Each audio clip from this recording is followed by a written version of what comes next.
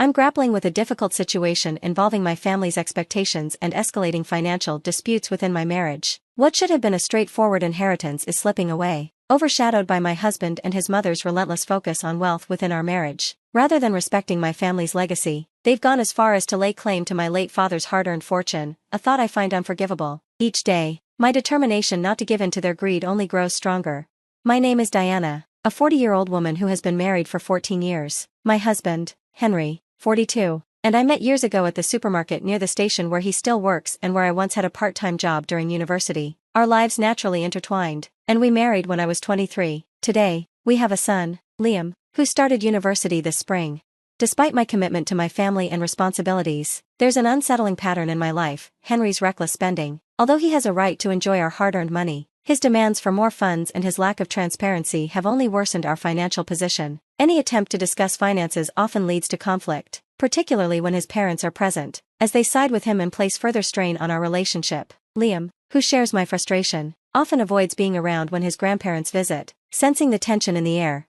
Recently, however, Liam confided in me with a revelation that added to the strain. He caught his father being unfaithful. Heartbroken but supported by Liam, I decided to confront Henry, hoping to address the situation delicately. As I was gathering my thoughts, my husband and his parents made an unexpected appearance in our living room. What began as a casual visit quickly escalated when Henry announced plans for an extravagant trip to Hawaii, nonchalantly asking for $8,000 to fund it.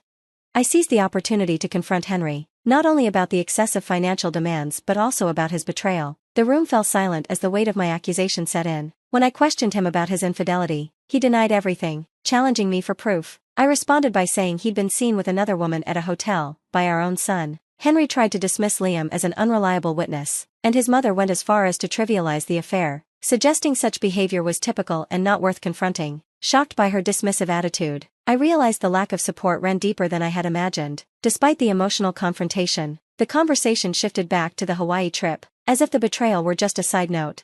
Resolving that I could no longer tolerate their endless greed and moral insensitivity, I calmly declared that I intended to divorce. Instantly, Henry threatened to claim my family's mansion as part of the property settlement, escalating the argument. Just then, my cell phone rang, momentarily interrupting the intense moment. It was my uncle with urgent news. My father had collapsed and was rushed to the hospital. Explaining the situation quickly, I left the house and headed to the hospital. When I arrived, I was relieved to find my father in stable condition, though he was still in poor health. At 62, he had spent a lifetime working tirelessly for the family business to provide for us. His sudden health crisis struck a nerve, reminding me of his immense sacrifices. A few days later, he regained consciousness, offering some temporary relief, but a follow-up call from the doctor confirmed that his years of overwork had taken a toll. Heartbreakingly, he passed away soon after, leaving me to grieve deeply as I navigated the aftermath of his loss and the challenges in my own life.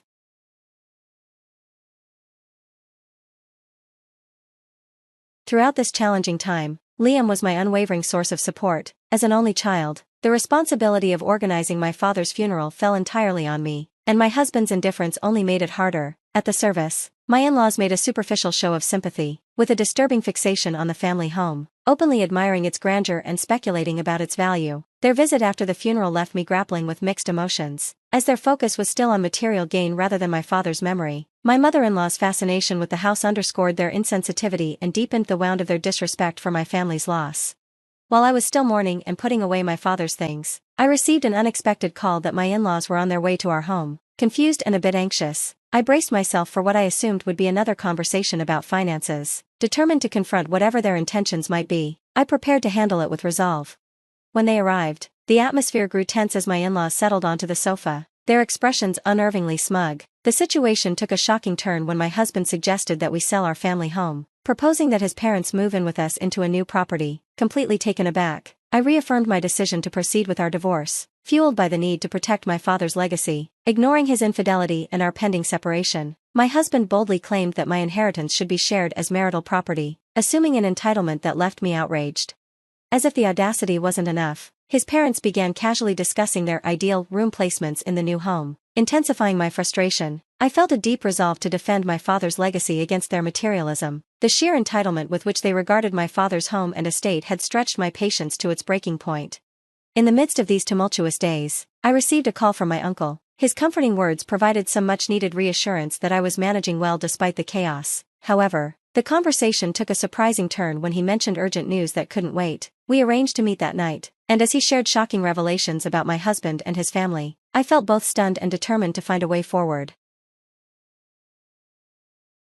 I confided in my uncle about my in-laws' audacious demands and claims. Outraged by their nerve, he reassured me that he'd help me manage the situation. Curious and hopeful, I met with him the next day, this time bringing along Liam. The plan was to help Liam understand the true nature of his father and grandparents and prepare him for the challenging times ahead. With this new strategy, I called my in-laws over to discuss the idea of all 6 of us moving into my family home.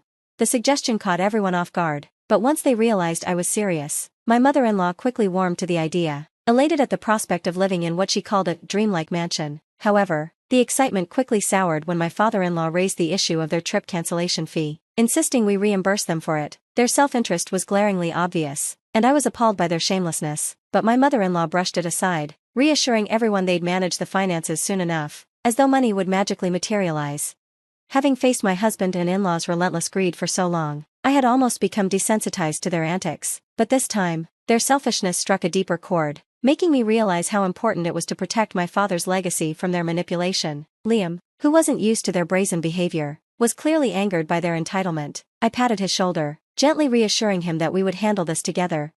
As we continued discussing the move, I played along, fully aware of their misguided assumptions. My husband, Henry, pressed me with questions about logistics, his tone sharper than usual. I explained that Liam and I would go first to prepare the house, emphasizing that it was a large task requiring time and care. Henry doubted Liam's capacity to manage such responsibilities, especially with his studies. Steering the conversation, I assured him that Liam was fully capable, though Henry seemed unconvinced by even minor details.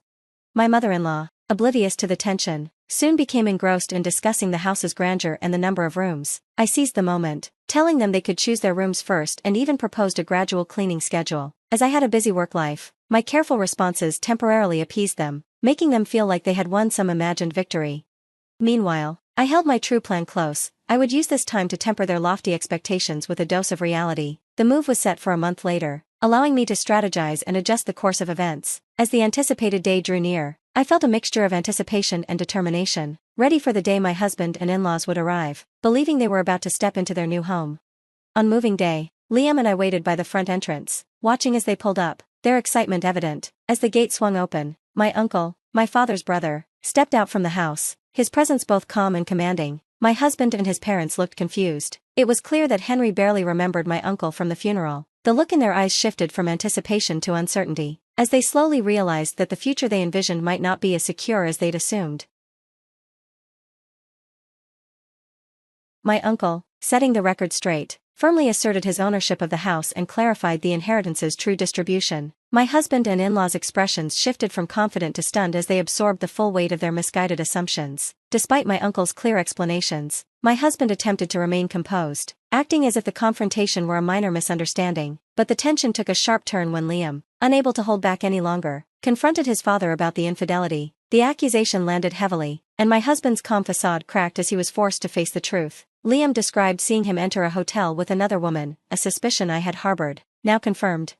Faced with the truth, my husband adamantly denied everything, unwilling to take responsibility. Liam, hurt by his father's betrayal, urged him to leave our lives for good, but my in-laws were still fixated on financial matters, insisting we discuss a division of assets. Their relentless focus on money, even as our family unraveled emotionally, made their indifference painfully clear.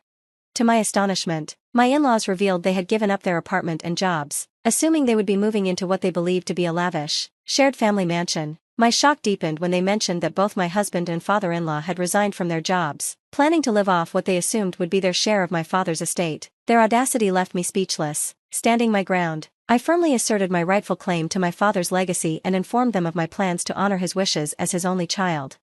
My uncle, who was also a lawyer, took charge of the legal side. He disclosed the results of his month-long investigation into my husband's infidelity, presenting undeniable evidence. This revelation left my husband and his parents in stunned silence as they realized the depth of their miscalculations. With my uncle's support, I informed them that any future interactions would go through legal channels and requested that they no longer contact me. Though my husband shot me a resentful look, they eventually left without further protest. I turned to my uncle, deeply grateful for his guidance and support during such a turbulent time.